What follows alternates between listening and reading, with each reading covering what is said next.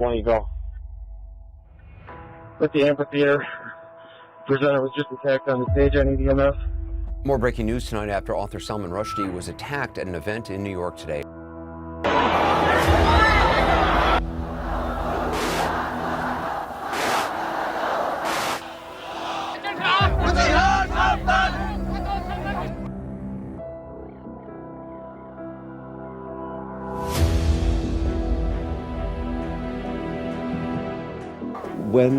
When we are in a situation in which a book is under an anti-democratic censoring attack, we can't afford to let them win. I'm Amy Goodman.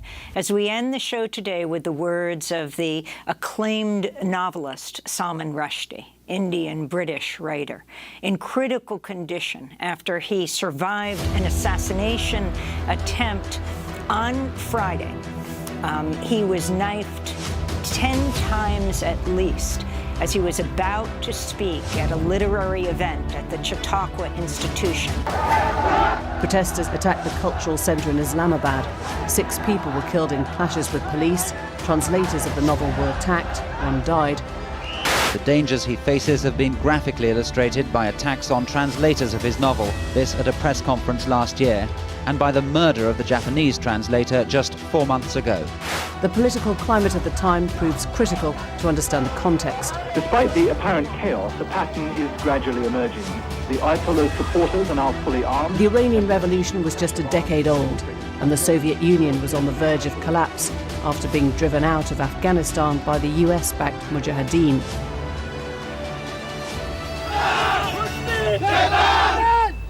Rushdie's novel and the fatwa that followed were described at the time as a dam breaking. The response from the West was a confused affair. This is a man who is deeply offended Muslims in a very powerful way, who's been protected by the British police against threats of suicide for years and years, at great expense to the taxpayer. I think that's a contemptible statement, and I think everyone who applauded it should be thoroughly ashamed of themselves. Do you think, really, that it's a waste of time and money defending free expression from suicide murderers? If you do, can you think of a better cause the money should go on? I think, well, what do we have that's better than our language? And isn't it extraordinary that we have an author who has helped spark a renaissance of writing in the subcontinent that's produced a whole new branch of English literature there written in our language, who knows it better than, I may say, some of our politicians appear to do. People who claim to be offended can by all means do so. It takes a lot to make me cry. We won't have talk of murder for the writing of novels. When a man wielding a knife climbed on stage and began stabbing him. The attack left him hospitalized with severed nerves in one arm, punctured liver, other injuries that left him on a ventilator overnight. Rushdie's agent says he's likely to lose an eye as a result of the assault. 24-year-old New Jersey was restrained by audience members, arrested, arraigned on Saturday. Terrorism does exist.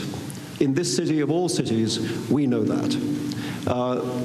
We know what it exists to do, what it has done, what it tries to do. We know that it exists and must be fought. I don't think any of us would question that. How we fight it, in my view, is going to be the great civilizational test of our time. Will we become our enemy or not? Will we become repressive as our enemy is repressive? Will we become intolerant as our enemy is intolerant? Or will we not? Will we fight with different weapons?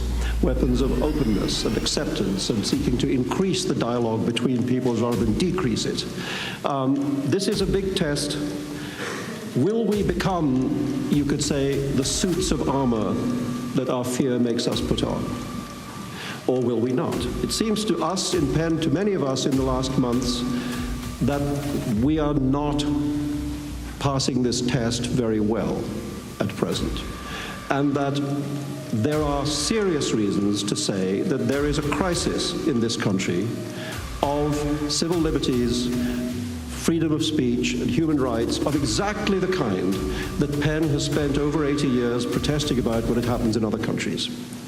Exactly the things that, or not exactly, because no parallel is ever exact, but the kind of things that we have tried to highlight, whether it was in Cuba or Burma or Iran or China, those sorts of problems are beginning to crop up here. Problems of what it is possible to say without being in trouble, what it is possible to have access to the information media to talk about, the terms in which it is possible to talk about these things when one does have access to the news media, the way in which the government is becoming increasingly intrusive into areas of our lives which the government has no business to go into, what books we read, what shops we go to, what books we borrow from universities, what do we think about. That is, this gets very close to the thought police and is something which is not acceptable in a free society. On Saturday, Taliban pilots tried to fly one of the American Black Hawk helicopters here left behind, but failed miserably. The helicopter crashed in the capital city of Kabul, killing 3 people and injuring 5. Martial law is imposed with immediate effect. Therefore, on my command, we assume control of the state.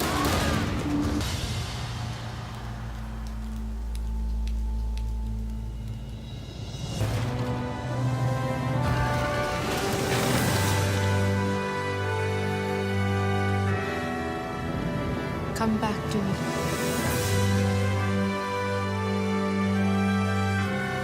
I love you.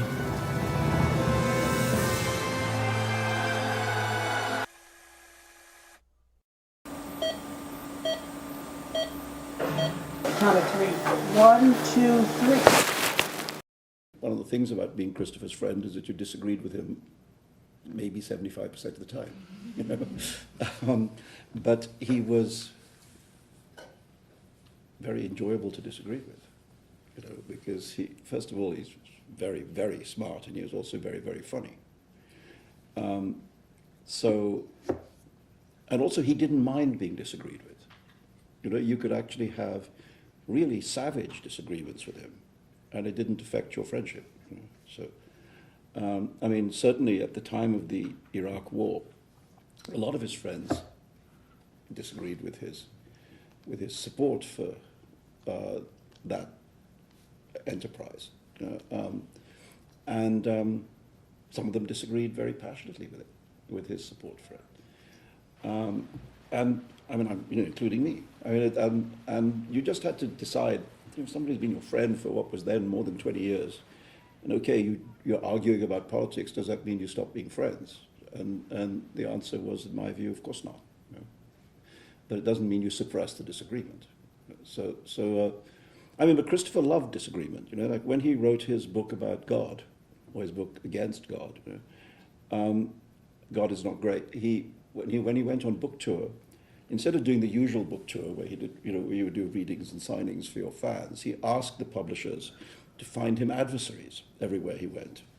So he got kind of various religious figures, to meet him in different towns and to actually debate. So he actually wanted to have the argument. I mean, it's a great loss because he wasn't that old, He's 2 years younger than me.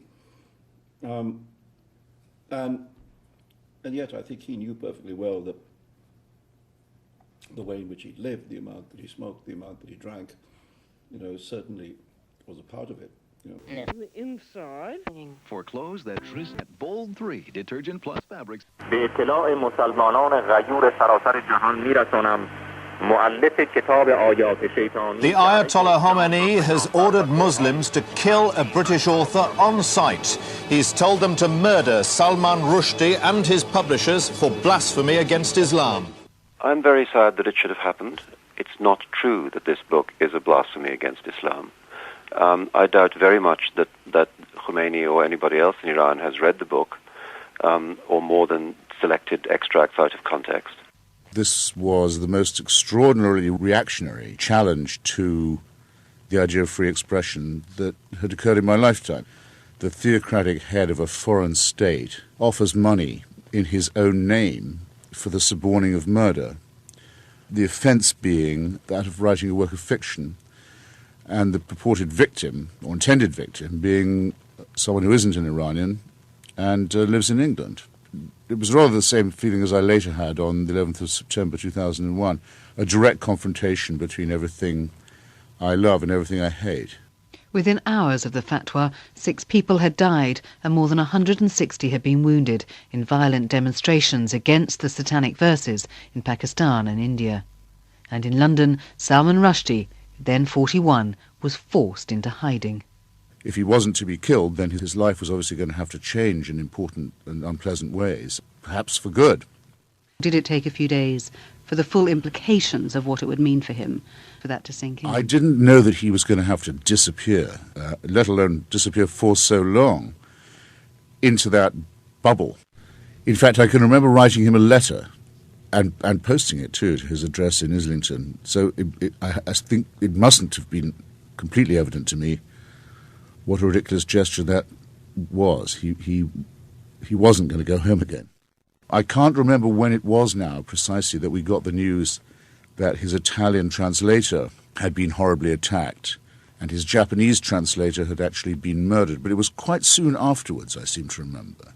Even if Salman Rushdie seeks repentance and becomes the mystic of the time, it is incumbent upon each and every Muslim to employ his life and property to put him to death.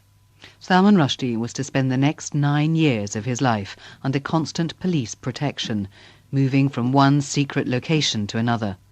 Even contacting him by telephone was difficult. It was before email was absolutely pervasive, of course. That would have made it a lot easier. But no, there was a number that one could call that wasn't his number, that was obviously run by the security services, but if you waited and hung on, you'd be patched through to him, or he could call you back. So that's how it went on. A rather surreal feeling. Again, this is all happening in England. He'd known that the satanic verses would be controversial, even offensive to some. But Christopher Hitchens says Salman Rushdie had had no idea of the impact that the book would have. I know that he knew, because he was, after all, using Holy Writ, the Quran, for literary purposes. I know he knew that the fundamentalists wouldn't like it.